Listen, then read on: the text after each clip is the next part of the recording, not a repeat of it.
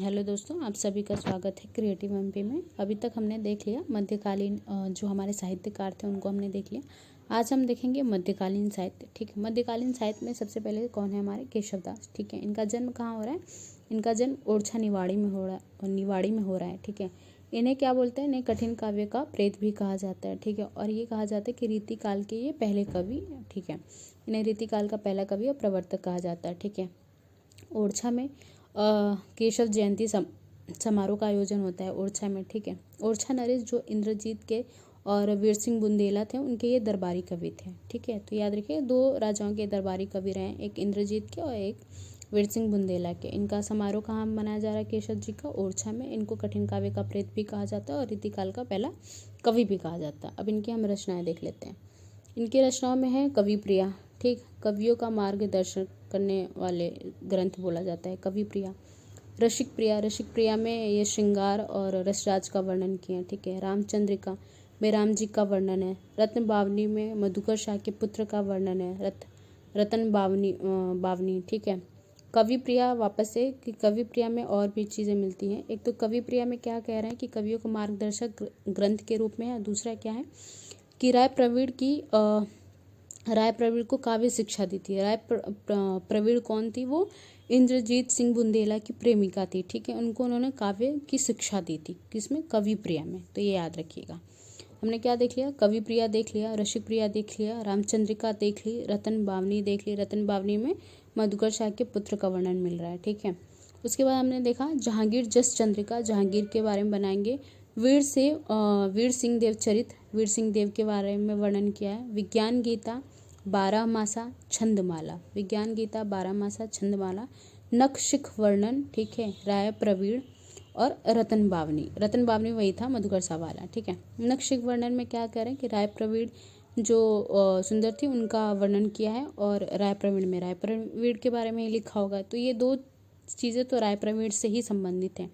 तीन है बेसिकली, एक तो राय प्रवीण खुद, दूसरा नक्सिक वर्णन और कवि प्रिय। कवि प्रिय में भी वो एक तो कवियों का मार्गदर्शक बताया जाता है और दूसरा बताया जाता है कि राय प्रवीण को वो काव्य के बारे में बताती है। और राय प्रवीण कौन है? वो इंद्रजीत की प्रेमिका है।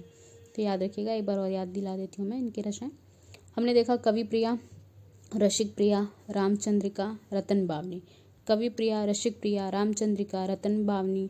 ठीक है, जहांगीर जस चंद्रिका, वीर सिंह देव चरित्र, विज्ञान गीता, बारहमासा छंदमाला, नक्शिक वर्णन, राय प्रवीण, रतन बावनी तो हम पहले पढ़ चुके हैं। तो चलिए नेक्स्ट हम कवि देखते हैं, मध्यकालीन कवि। ओके, ये चीज़ रिपीट हो गई है, पेज रिपीट हो गया है। अब हमारे आते हैं भूषण। ये मध्यकालीन कवि हैं। ठीक है, इन्हें जटाशंकर कहा जाता है। ठीक, और ये तिकवापुर जो कि कानपुर में इनका जन्म हुआ था। इनका वास्तविक नाम घनश्याम है। तो कवि भूषण का वास्तविक नाम अगर पूछ ले क्या है तो घनश्याम है, और इन्हें जटाशंकर कहा जाता है। ठीक है, भूषण की उपाधि ने किसने दिया था? तो चित्रकूट के राजा रुद्रदेव सोलंकी थे, उन्होंने इनको भूषण की उपाधि दी थी। ठीक है, ये ब्रज भाषा में रचनाएं की है। ये वीर रस के कवि हैं। ठीक है, उन्होंने वीर रस के बारे में बहुत लिखा है। उसके बाद ये छत्रसाल बुंदेला और शिवाजी के दरबारी कवि थे। ठीक है, इन्हें जो आचार्य रामचंद्र शुक्ल होते हैं, रामचंद्र शुक्ल ने इन्हें हिंदू जाति का प्रतिनिधित्व कवि कहा बताया है। किसको? भूषण को। भूषण का मूल नाम क्या था? घनश्याम था, और इनकी उपाधि क्या थी? जटाशंकर की उपाधि थी। ठीक है, कवि भूषण की। इनको कवि भूषण किसने कहा है? तो चित्रकूट के राजा हैं सोलंकी, रुद्रदेव सोलंकी, उन्होंने उनको भूषण कहा है। ब्रज भाषा में कविताएं लिखते हैं। ठीक है, और इनकी जो कविताएं हैं वो वीर रस प्रधान कविताएं। ठीक है, साथ में छत्रसाल बुंदेला और शिवराज जो जी थे उनके दरबारी कवि थे, और रामचंद्र जो शुक्ल थे वो इन्हें हिंदू जाति का प्रतिनिधित्व कहता है। अब इनके हम देख लेंगे इनकी कविताएं क्या। इनकी बेसिकली कविता में आपको लास्ट में भूषण मिलेगा। ठीक, जैसे भूषण उल्लास हो गया, दूषण उल्लास हो गया, भूषण हजारा हो गया, तो ये तो याद करने की जरूरत नहीं है। भूषण मतलब कवि भूषण। दो इनकी मेन रचनाएं वो याद रखिएगा। एक शिव बावनी। ठीक है, 52 छंदों का वीर रस काव्य शिवाजी पे है। शिवा बावनी और छत्रसाल दशक में छत्रसाल के बारे में है।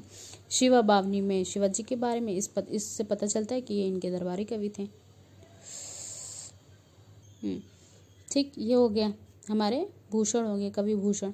अब हम देख लेंगे कवि पद्माकर जो कि मध्यकालीन थे। ठीक, इनका जन्म कहाँ हुआ? इनका जन्म विश्वनाथ के अनुसार ये सागर में पैदा हुआ, लेकिन रामचंद्र शुक्ल के अनुसार ये यूपी के बांदा में पैदा हुए। ये याद करना उतना इम्पोर्टेंट नहीं है, इनका मूल नाम याद करना इम्पोर्टेंट है। जैसे कि कवि जो भूषण थे उनका मूल नाम क्या था? घनश्याम था। ठीक है, लेकिन उनको जटाशंकर भी कहते थे। वैसे जो कवि पद्माकर है इनका मूल नाम है प्यारेलाल। ठीक है, प्यारेलाल। और इनको रीतिकाल के अंतिम कवि कहा जाता है, सर्वश्रेष्ठ प्रतिनिधित्व कवि। ठीक है, अंतिम कवि। तो अब मुझे आप कमेंट में ये बताइएगा कि रीतिकाल के पहले कवि कौन थे। ठीक है, इन्हें ग्वालियर के राजा दौलत राव सिंधिया का संरक्षण प्राप्त था। तो ये याद रखिए कि ग्वालियर के जो राजा थे दौलत राव सिंधिया, उनका संरक्षण प्राप्त था। और जयपुर के राजा प्रताप सिंह, इन्होंने इनको उपाधि दी थी कविराज शिरोमणि की उपाधि दी थी। कौन? जयपुर के राजा प्रताप सिंह। तो ये याद रखिएगा कि कविराज शिरोमणि की उपाधि किसे मिली है? तो कवि पद्माकर को मिली है। तो कवि पद्माकर का मूल नाम क्या है? प्यारेलाल है। अब कवि पद्माकर की हम रचनाएं देख लेते हैं। ठीक, एक तो है प्रबोध पचासा। ठीक, अलीजा प्रकाश में दौलत राव सिंधिया के दरबार में लिखे थे। ठीक है, हिम्मत बहादुर विरुदावली। तो विरुदावली अगर लास्ट में जिसमें भी विरुदावली आए तो वो याद रखिएगा किसका है? पद्माकर का है, क्योंकि विरुदावली पद्माकर ने ही यूज किया। ठीक है, विरुदावली में एक मैं बड़ा कर देती हूँ। हमने देख लिया प्रबोध पचासा, अलीजा प्रकाश। ठीक है, और हिम्मत बहादुर विरुदावली में क्या है कि अनुपगिरी निमाड़ के शासक का नाम मिलता है। ठीक है, और गणगौर उत्सव का वर्णन भी मिलता है। अब ये मेरे को बताइएगा कमेंट में कि गणगौर उत्सव मनाते कहाँ पे हैं। एक बार आप खोजेंगे ना तो आपको याद होगा। उसके बाद देखिए जगत विनोद में ये जो हमारे राजा थे जयपुर के राजा जगत जी के बारे में बताते हैं। प्रताप सिंह विरुदावली जो कि इनको कविराज शिरोमणि की उपाधि देते हैं, तो उनके बारे में है प्रताप सिंह विरुदावली। ईश्वर पच्चीसी। ठीक है, इसमें ईश्वरी सिंह राजा थे जयपुर के, उनके बारे में लिखा है। राम रसायन। ठीक है, इसमें क्या लिखा है कि वाल्मीकि की जो रामायण है उसका अनुवाद किया है राम रसायन के बारे में। ठीक है, उसका राम रसायन में है। तो उसके बाद है गंगा लहरी, पद्म भरण, हितोपदेश, राजनीति की वंचिका। तो याद रखिएगा क्या क्या है, नीचे से चलते हैं ऊपर। राजनीति की वंचिका, ठीक, किसकी है? पद्माकर की। हितोपदेश किसका है? पद्माकर का। ठीक, पद्माभरण, गंगा लहरी। ठीक है, राम रसायन, ईश्वर पच्चीसी, प्रताप सिंह विरुदावली, जगत विनोद। ठीक, फिर हिम्मत बहादुर विरुदावली, अलीजा प्रकाश, प्रबोध पचासा। एक बार आप अपनी आँख क्लोज करिए और मैं बोलती हूँ, बस उसको इमेजिन करते जाइए। पहले हम देखें प्रबोध पचासा, अलीजा प्रकाश, हिम्मत बहादुर विरुदावली, जगत विनोद, फिर प्रताप सिंह विरुदावली, ईश्वर पच्चीसी, राम रसायन, गंगा लहरी, पद्माभरण, हितोपदेश और राजनीति की वचनिका। तो ये याद रखिएगा, हितोपदेश भाषा और राजनीति की वचिका। ये हो गया। अब हम देखते हैं नेक्स्ट हमारे छोटे से कवि बिहारी लाल चौबे। ठीक है, इनका जन्म कहाँ हुआ? तो ग्वालियर में हुआ है। सोचिए बिहारी हैं, बट आप उसको बिहार मत लगा के आ जाइएगा कि इनका जन्म बिहार में हुआ है, नहीं। बिहारी लाल चौबे, इनको बिहारी भी कहते हैं। ठीक है, इनका जन्म ग्वालियर में हुआ है। ये ब्रज भाषा में सतसई के लिए प्रसिद्ध है। ठीक है, इनका बस एक ही नाटक काव्य रचना है जो है कि छिपा हुआ चाँद। तो याद रखिएगा कि छिपा हुआ चाँद कौन है? बिहारी जी का। बिहारी जी बोले कि हम चाँद को ही छिपा देंगे, तो छिपा हुआ चाँद बिहारी का है। ठीक है, इनका जन्म ग्वालियर में हुआ है और ये ब्रज भाषा में सतसई के लिए प्रसिद्ध है। तो इस प्रकार से हमारे मध्यकालीन जो कवि होते हैं, हमने पहले केशव दास को देखा, उसके बाद हमने भूषण को देखा, उसके बाद कवि भूषण को देखा, उसके बाद हमने कवि पद्माकर को देखा, उसके बाद हमने कवि बिहारी लाल चौबे को देखा। अब आप मुझे बताइएगा कमेंट में क्वेश्चंस, ठीक, जो पढ़ा है आपने उसी से, कि कठिन काव्य का प्रेत किसे कहते हैं? ठीक, जटा शंकर किसका नाम है? घनश्याम किसका नाम है? ठीक, और प्यारेलाल किसका नाम है? ठीक, तो ये हमारा क्वेश्चन था, इसका आप आंसर दीजिएगा, आपको ही याद होगा। तो ये हमारा मध्यकालीन है।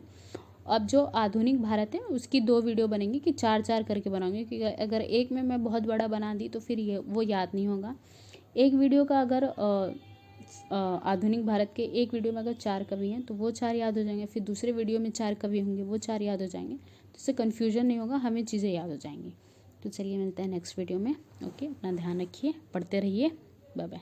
और जो मैंने क्वेश्चन पूछा उसका आंसर दीजिएगा।